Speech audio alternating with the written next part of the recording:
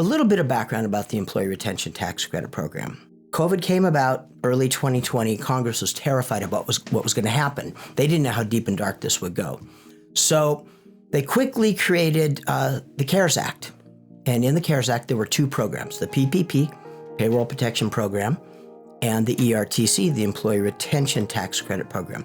The PPP was intended to keep businesses in business, and it worked. I have talked to literally hundreds of businesses that would have probably gone out of business but for the PPP loans, one or two. Congress said with the ERTC, they had seen in the Great Recession of 08 and 09 that businesses were fast to fire and slow to hire, and they didn't want to flood the state unemployment rolls. So they said, here's our promise to you, Mr. or Mrs. Business Owner or nonprofit organization. If you will keep your employees on payroll during COVID, we will compensate you by a return of payroll taxes that you paid.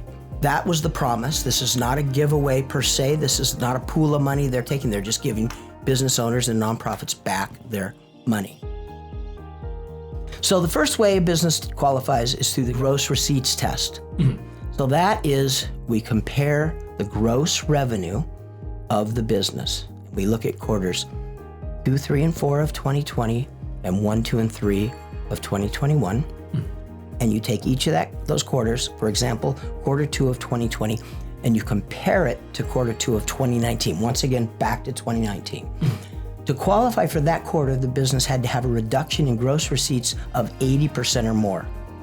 Under the government orders test, the language in the CARES Act said a business qualifies if its operations were suspended permanently or temporarily by a legitimate government order restricting commerce, travel, or gatherings. And so there's no threshold, there's no dollar amount, it does not equate to dollars, it's where your business operations is suspended.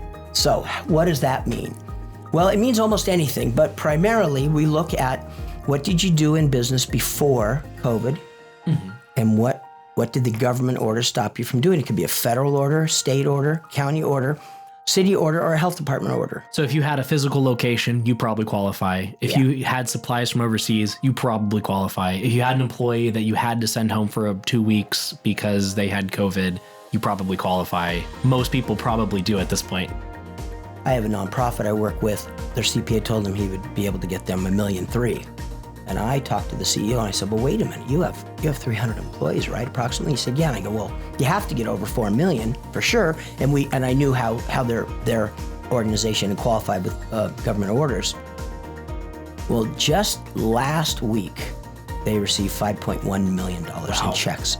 The fees are contingency only, and they get 20% of what you receive, what they help you receive, but only after you've received it. So you don't pay a penny as a business owner until you receive the money. Any other questions? Not off the top of my head. All right.